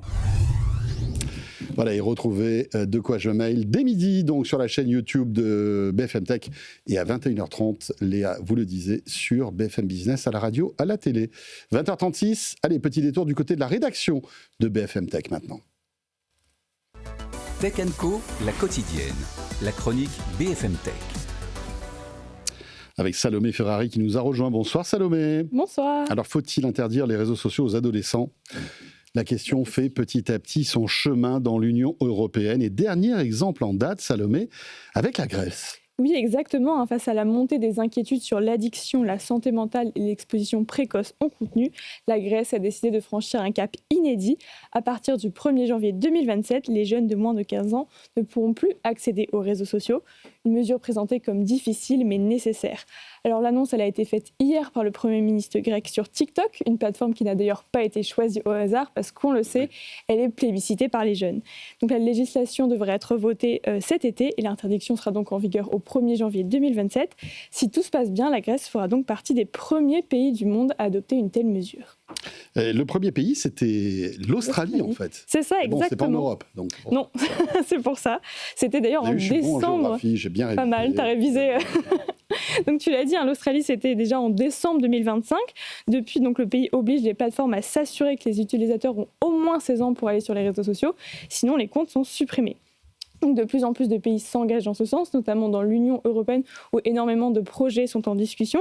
C'est par exemple le cas en Espagne, au Danemark, au Royaume-Uni et en France. Donc, le 1er avril dernier, le Sénat a adopté une version remaniée de la proposition de loi visant à interdire les réseaux sociaux aux moins de 15 ans. Le Sénat a opté pour un système à 2 vitesses. Ce dispositif distingue 2 types de plateformes, donc celles qui sont sur liste noire, qui sont vraiment qui nuisent en fait à l'épanouissement physique, moral ou mental de l'enfant, et les autres. Alors l'objectif du gouvernement, c'est de mettre en place tout ça dès la rentrée 2026 pour les nouveaux comptes et de la généraliser pour les anciens comptes dès le 1er janvier 2027. Un calendrier qui risque d'être difficile à appliquer parce que le texte pourrait ne pas être en accord avec le droit européen. D'ailleurs, des mesures pourraient être prises à l'échelle européenne, puisque le Premier ministre grec a lui aussi proposé d'établir notamment une majorité numérique à 15 ans. Voilà. Est-ce que tout ça va se propager après en Europe de manière harmonieuse? Ça, c'est une autre histoire. Un petit peu plus compliqué. Ça va être un peu compliqué, mais ça avance en tous les cas. Merci beaucoup, Salomé Ferrari. Si vous voulez en savoir plus sur ce sujet, direction le site de BFM Tech. 20h38, les Tech for Future, la cérémonie de remise des prix, ça approche. C'est lundi prochain, on a tous le track. J'aurai le plaisir de vous retrouver au Pâté Palace, au cœur de Paris, pour donc cette cérémonie en direct sur BFM Business. Ce sera à partir de 20h, mais dans l'immédiat, dernier finaliste à découvrir, c'est dans la catégorie Start. Ils nous ont rejoints sur ce plateau. Tech Co, la quotidienne, en route vers Tech for Future. Tech for Future, voilà un joli concours qui est là pour récompenser en fait les startups européenne et surtout souveraine. C'est vrai que dans ce monde un peu incertain où nous vivons actuellement, il est toujours intéressant de voir ce qu'on est capable de faire, nous, en Europe. Et on a du talent, on a des talents. Et ce qu'il y a d'intéressant, c'est que cette cérémonie, ce concours des Tech for Future, a été fait en collaboration avec La Tribune, qui est allé pitcher, en fait, en tout cas faire pitcher des startups un peu partout en France. Et c'est ça aussi qui fait la richesse de ce concours. Dans la catégorie Stark, donc, après avoir découvert les semaines précédentes les catégories data IA, environnement, énergie, impact, industrie et santé. Donc, on va maintenant s'intéresser aux pépites en phase d'amorçage dans tous les domaines, donc cette catégorie Start. Et je vous présente tout de suite nos invités. Samia Damouni est avec nous. Bonsoir Samia. Bonsoir. Vous êtes présidente et fondatrice de CycleZen. Tout à fait. Merci d'être là. À vos côtés, c'est Sylvain Chaleur. Bonsoir Sylvain. Bonsoir. Vous êtes le CEO et fondateur d'Elexior. Tout à fait. J'ai bien prononcé. Parfait. Tout va bien. Soumeya Ben Aïssa est là aussi avec nous. Bonsoir. Bonsoir. Soumeya. Vous êtes fondatrice et présidente d'Optim Pharma. Et enfin, Astel Alam, fondateur et CEO de NutriCheck. Bonsoir, c'est bien ça. Ben voilà. Vous êtes tous un petit peu, je crois, dans pas mal de régions. Alors, on a par exemple Elexior qui est à Lyon, NutriCheck à Montpellier, Optim Pharma à Châteauroux. Non, à Nantes. À Nantes? Pourquoi j'ai bien écouté? Alors, je ne sais pas ce qui s'est passé. On a une erreur quelque part. En tous les cas, merci d'être là. Nantes, c'est pas mal aussi. Ah oui, bon. Très joli. On va commencer par vous. Tiens. Présentez-nous, Soumeya, Optim Pharma. Alors, Optim Pharma, c'est une plateforme numérique pour aider en fait les établissements de santé à gérer les médicaments non administrés. Donc, les médicaments non administrés, c'est des médicaments qui ont été préparés pour les patients, mais finalement non utilisés. Oui, pour plusieurs raisons, parce que voilà, le traitement, il y en avait trop. Voilà, soit parce que il a changé de traitement, ça arrive très souvent, soit parce qu'il a été transféré ou sorti, ou voilà. Donc tous ces médicaments-là doivent être tracés et doivent être contrôlés pour pouvoir être réutilisés à l'intérieur du circuit hospitalier. La bienséance voudrait que tous ces médicaments, on les rapporte à la pharmacie, en fait. Alors non, justement, nous, on intervient vraiment à l'hôpital. On n'intervient pas à la pharmacie de ville, les officines de ville. Non, mais pour les particuliers, c'est ça, je crois, le geste à faire. Oui, effectivement. Ramener ces médicaments inutilisés à la pharmacie. Voilà, effectivement. Donc les médicaments de ville, il faut les rapporter à la pharmacie. Mais à l'hôpital, bien sûr, autre système. Donc là, c'est un intra-hospitalier. Donc c'est les infirmières, en fait, qui collectent ces médicaments-là qui sont non administrés. C'est bien souvent les infirmières. Parfois, il y a des préparateurs en pharmacie hospitalière. Donc moi, je suis une ancienne préparatrice en pharmacie hospitalière, donc je connais bien le sujet. De quoi il s'agit. Et ces médicaments-là, en fait, pour pouvoir les réutiliser en toute sécurité, on doit les récolter, les collecter et avoir une traçabilité complète pour pouvoir les stocker, les contrôler et enfin les réintégrer dans le circuit. Donc, vous, votre technologie, vous combinez Soft as a Service et puis aussi de la computer vision, c'est ça? C'est ça. Expliquez-nous comment ça marche. Alors, le problème, en fait, à l'hôpital, c'est qu'il y a à peu près 520 millions de médicaments jetés chaque année en France, donc ce qui est énorme. J'ose même pas imaginer ce que ça représente en termes de chiffres, de coûts pour la sécurité sociale, parce qu'in fine, c'est la Sécu qui paye. C'est ça. Et on a une idée de ce que ça représente en termes de chiffres? C'est justement cette étude qui a été faite par le réseau Médit et CDDS, la première étude en France qui a été faite au niveau de l'hôpital. Ils ont estimé pour un échantillon de 210 établissements 700 000 € par semaine de jetés. Donc c'est pour ça que à l'échelle de la. Établissements. Alors les établissements de santé, les cliniques et les hôpitaux. D'accord. C'est pour ça que je ne parle pas d'officine de ville, qui est totalement différent. Il y a Cyclamed, c'est incinéré, voilà. si vous additionnez tout ça, c'est des sommes qui sont monstrueuses. Ah bah, c'est énorme, et c'est aussi un impact aussi pour l'écologie. C'est un impact économique et écologique derrière. C'est 8% en fait des émissions de gaz à effet de serre en France, la santé. Et dans ces 8%, il y a près de 30% qui sont liés justement aux médicaments. Donc vous êtes infirmière, vous récupérez ces médicaments qui ne sont pas utilisés. Qu'est-ce que vous en faites ? Alors ces médicaments-là, comme je vous disais, on doit les tracer. Donc c'est là que la plateforme intervient. On est une plateforme en fait de contrôle et en une seule photo. C'est ça l'avantage, c'est qu'on leur fait gagner énormément de temps au niveau de la collecte et de la traçabilité. Donc une seule photo et on récupère toutes les informations, on va dire réglementaires essentielles pour voir justement si on peut réintégrer le médicament en toute sécurité, s'il n'est pas périmé, s'il n'est pas abîmé. Vous allez reconnaître le médicament en fait. Alors la particularité, encore une fois, vous êtes venu avec vos médicaments. Oui, parce que pour montrer un peu ce que c'est, là vous voyez, c'est à peu près pour un patient. Alors vous êtes venu parce que vous savez, on est diffusé à la radio aussi. Oui. Donc là, vous avez un sachet. Il y a un sachet avec plein de médicaments. Des médicaments en vrac en fait. Là, et pour c'est bien ça le problème. C'est le paradis. C'est génial. Je veux la pochette. Il y a un peu de tout dedans. Il y a un peu de tout, d'accord. Donc oui, effectivement, il n'y a plus de packaging parce que justement, ils ont été préparés en pilulier pour les patients. D'accord. Et donc c'est ça la problématique, c'est qu'il n'y a plus ce fameux packaging où il y a un data matrix où on peut scanner.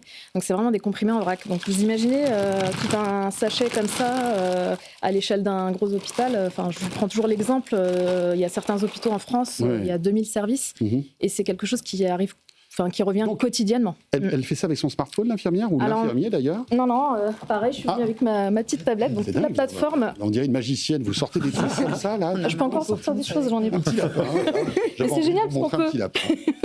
on peut ranger plein de choses. Donc là, c'est une tablette qui... Voilà. Donc tous les infirmiers seraient équipés de cette planète, de cette tablette. Voilà, exactement. Et du coup, on a le dossier de preuve, justement, de traçabilité complet sur cette tablette.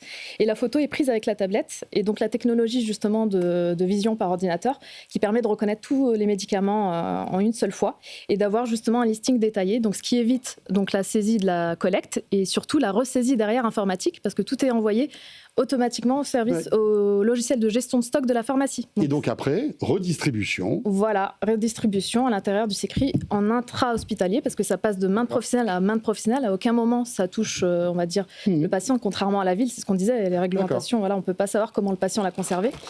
Et ça, ça permet d'économiser énormément. On a fait une première phase pilote très concluante, justement. On a fait gagner de 2 heures à 15 minutes, donc ce qui est énorme.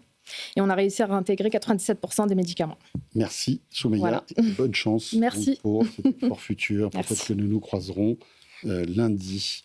On enchaîne avec vous, Samia Damouni. Finalement, on est dans ce même concept de recyclage et de réemploi, finalement. Alors, vous êtes une start-up bordelaise et vous avez créé la première filière circulaire appliquée aux protections menstruelles. C'est ça ? Tout à fait. Alors, expliquez-nous ce que vous avez mis au point. Alors, on va... Au-delà de l'économie circulaire, nous avons 2 missions. On va aller attaquer 2 sujets essentiels. Le premier, c'est la santé. Aujourd'hui, ce qui est mis à disposition des femmes depuis de trop nombreuses années, ce sont des protections périodiques composées de plastique et de perturbateurs endocriniens. Donc, on va aller atteindre l'écologie, mais on va aller aussi atteindre la santé de la femme, puisqu'on sait que les perturbateurs endocriniens peuvent altérer, accentuer des maladies comme l'endométriose, par exemple, dont on parle de plus en plus. Et donc, l'idée, c'était de se dire comment on peut mettre sur le marché un produit qui va être justement réfléchi pour être, d'une part, sain pour la femme, mais également pour la planète, avec une chaîne de valeur complète où on va distribuer des protections périodiques. Donc, on a commencé avec les établissements en installant des distributeurs de protections périodiques. On va travailler sur le bien-être au travail, on va travailler sur l'accessibilité, sur la lutte contre la précarité menstruelle, donc divers sujets au niveau de la santé. Et à côté, nous sommes en train de développer... Avec des mesures qui sont plutôt en votre faveur. On voit qu'il y a des mesures aussi gouvernementales qui mettent à disposition en fait, ces protections gratuitement. Alors, je crois. c'est assez lent. C'est assez lent, mais en tout cas, on en a parlé. Je ça sais pas où on en est. Ça s'amorce. Pas tous les établissements scolaires ont l'obligation de le faire encore. Donc, on est dans la bonne voie. Ça commence à se déployer de plus en plus. Des entreprises commencent aussi à le mettre en place dans le cadre d'une stratégie RSE, qualité de travail. Donc, ça prend énormément d'ampleur. Et donc, on a une deuxième partie qui est en R&D, qui est la filière de valorisation des déchets menstruels. Là, on va être quand même sur un temps beaucoup plus lent. Ça fait 2 ans que l'on travaille dessus. On espère voir cette filière à partir de 2028 et 2030 déployée sur le territoire. Et là, notre mission, c'est de justement créer des collectifs avec des collecteurs de déchets agréés, des valorisateurs de déchets. Là, on s'est attaqué à une première technologie qui est donc le compostage industriel, dont on se sert pour les biodéchets alimentaires, que l'on va détourner, améliorer avec une étape supplémentaire pour pouvoir dégrader la matière organique, parce qu'on est sur des produits que nous distribuons qui sont totalement organiques, et ensuite de pouvoir en fait s'en servir comme compost pour l'agriculture non alimentaire. Et là, on a une réelle économie circulaire avec un petit plus santé pour les femmes. Très bonne idée. Merci beaucoup, Samia. Donc, rappelons que vous êtes présidente et fondatrice de Cycle Zen. Sylvain Schaller, c'est à nous. Vous êtes CEO et fondateur de Elexior. Alors, vous êtes une deep tech. On est d'accord, vous êtes à Lyon. Je ne dis pas de bêtises, c'est ça. Et vous développez des muscles artificiels souples. C'est ça. Exactement. Donc, la technologie vient de mes recherches de thèse qui ont été réalisées à l'EPFL, où en fait j'ai développé une nouvelle génération de moteurs. Je me suis permis de prendre un échantillon comme le médicament. Il fait moins de bruit, si je puis me permettre. C'est le but aussi d'ailleurs. Mais il soignera moins bien peut-être. Peut-être, sûrement. Vous l'ingérez. Mais donc on a en fait une dimension et une nouvelle génération de moteurs sous forme de fibres qui est souple et qui vient imiter le comportement des fibres de muscles humains. Donc quand on vient assembler ces moteurs en parallèle. Mais excusez-moi, là, ce que vous avez apporté, il y a un moteur là-dedans ? En fait, si je l'alimente électriquement avec un certain signal, je vais venir vraiment générer un déplacement. Je vais venir imiter le comportement d'un muscle, d'une fibre de muscle, exactement. Qui fait un effort. Exactement. Et quand on vient en fait assembler plusieurs de ces fibres en parallèle, on recrée exactement comme un muscle est composé de plusieurs fibres. C'est exactement la même chose. Et la seule différence, c'est qu'en fait, ces moteurs-là, aujourd'hui, contrairement aux actionneurs qu'on retrouve dans la robotique classique, qui sont lourds, rigides, voire lents, qui peuvent se casser, il y a des vrais enjeux de sécurité aussi avec les interactions avec l'homme. Ici, on vient apporter une solution qui est souple, légère, ce qui interagit de manière sécurisée avec l'humain. Et en plus de ça, on peut l'intégrer dans des textiles, par exemple pour des exosquelettes, pour toutes les problématiques de robots humanoïdes aussi. Actuellement, ça peut apporter une nouvelle génération pour de l'autonomie, pour de la sécurité. C'est-à-dire que là, ce que vous mettez en place, c'est pour la robotique, on est d'accord ? Exactement. C'est pas pour remplacer des muscles humains. Alors, la robotique fait partie de ça, en fait. C'est-à-dire, si on imagine demain une prothèse... C'est-à-dire que demain, on aurait une prothèse, finalement, robotique, qui aurait, dans son système, votre innovation. Exactement. Okay. On pourrait vraiment envisager ça. Aujourd'hui, il faut savoir que les sollicitations que j'ai eues côté industriel sont principalement liées à de la robotique, par exemple pour des mains humanoïdes, pour de l'haptique, c'est-à-dire avoir des retours haptiques contrôle machine, mais aussi pour des sollicitations médicales, à la fois côté prothèse, suite à des amputations et autres, mais aussi on peut imaginer demain, par exemple, des cathéters qui seront poussés via ce système-là et qui permettraient de faciliter et de réduire le risque lors des opérations. Donc c'est toute la démarche qu'on va appeler de chirurgie mini-invasive, et ça rentre dans ce cadre-là également. Alors vous en êtes où aujourd'hui ? Donc aujourd'hui, la société a été fondée en juillet dernier. J'ai été incubé sur Lyon, j'ai été labellisé Deep Tech. Donc les embauches aussi ont commencé, et l'objectif va être d'abord de transférer le processus de fabrication qui était en Suisse, donc de venir le transférer en France pour des notions de souveraineté.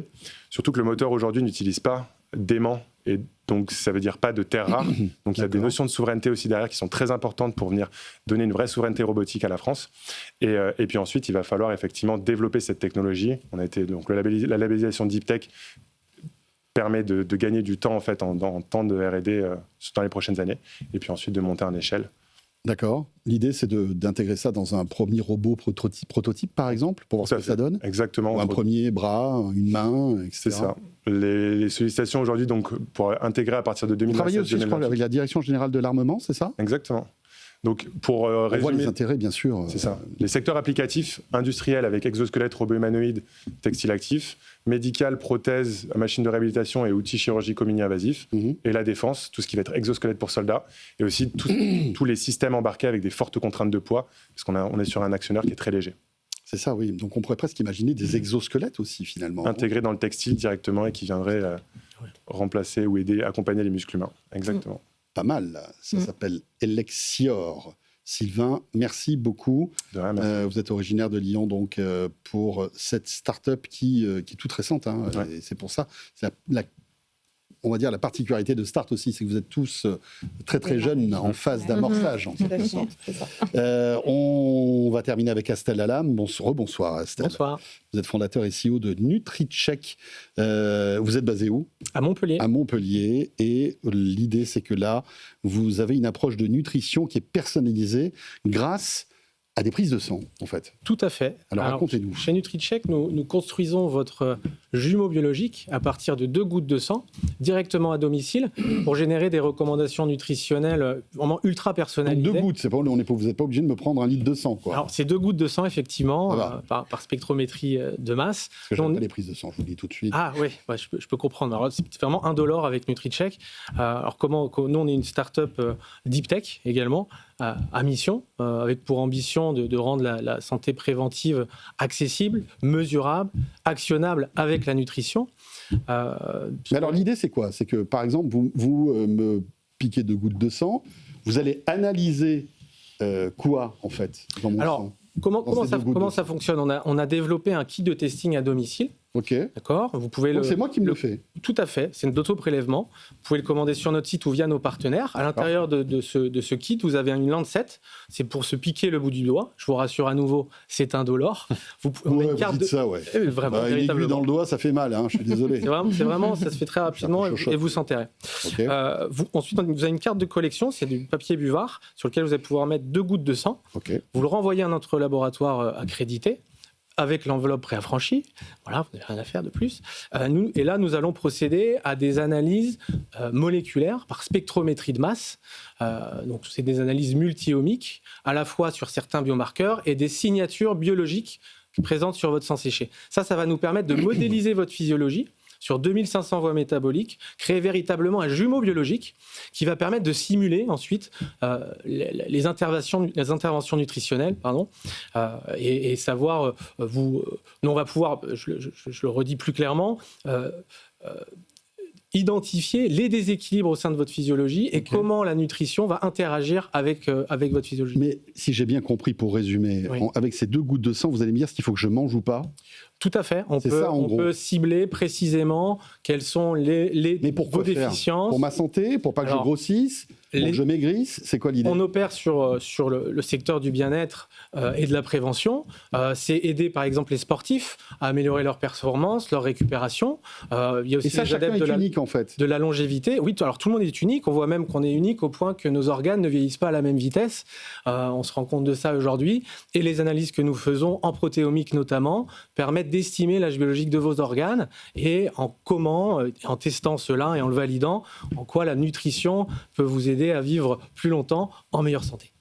C'est vrai qu'il y a une grosse tendance aux États-Unis, justement, le fait d'analyser son sang pour pouvoir savoir si vaut mieux manger des brocolis que des carottes, par exemple, parce qu'on ne s'en rend pas compte, mais on va moins supporter le brocoli que la carotte, par exemple. Enfin, je schématise. Surtout aux États-Unis, c'est un chiffre, c'est qu'il y a 8 personnes sur 10 qui ont un dysfonctionnement métabolique, même chez nous ici en Europe, non pas parce qu'on ne prend pas soin de nous, mais parce qu'on est incapable de voir l'impact quelle l'alimentation, l'environnement, notre mode de vie sur notre biologie. Donc c'est vraiment pour ça que j'ai créé NutriCheck. Parce qu'en fait, ça n'a pas d'impact sur notre quotidien finalement. Il faut pouvoir voir et donc on a des dysfonctionnements qui, au bout de quelques années, peuvent amener vers la maladie. Donc l'objectif, c'est vraiment l'enjeu de santé publique, c'est de rester en bonne santé. C'est ça notre mission. Mais qu'est-ce que je vais recevoir après vous avoir donné mes 2 gouttes de sang? Alors, vous avez votre jumeau biologique. Et quand je dis un jumeau, c'est qu'on fait une modélisation computationnelle de vous-même. C'est votre deuxième meilleur ami, qui vous connaît le plus,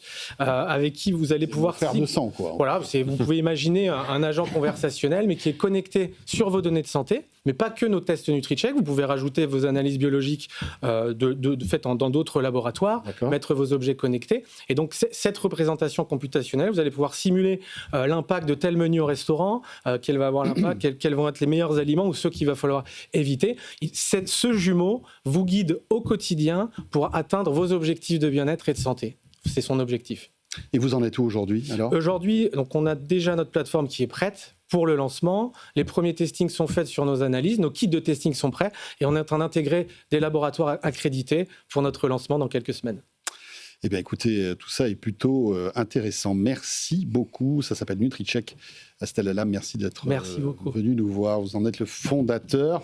Merci aussi à Samia Damouni, présidente et fondatrice de Cyclezen, à Sylvain Chaleur, CEO et fondateur d'Elexior, et à Soumeya Ben Aïssa, fondatrice et présidente d'Optim Pharma. Merci. L'un d'entre vous sera sur la scène du Pâté Palace lundi dès 20h, puisque ce sera la cérémonie de remise des prix de cette Tech for Future que j'aurai le plaisir de vous présenter. À noter qu'il y a une candidate absente quand même, il faut le signaler, c'est Marilyn Rolf, qui est CEO et cofondatrice de Femnov, qui n'a pas pu venir ce soir, mais qui participe évidemment au concours. Merci beaucoup. Ce Tech & Co est terminé. Bon week-end à vous toutes et à vous tous. Demain, je vous retrouve pour De quoi je mail dès 21h30. Et donc, lundi, on sera là, non pas pour Tech & Co, mais pour cette première cérémonie des Tech for Future. Rendez-vous bien réalisé en collaboration avec La Tribune. Très belle soirée et à très vite. Tech & Co, la quotidienne sur BFM Business.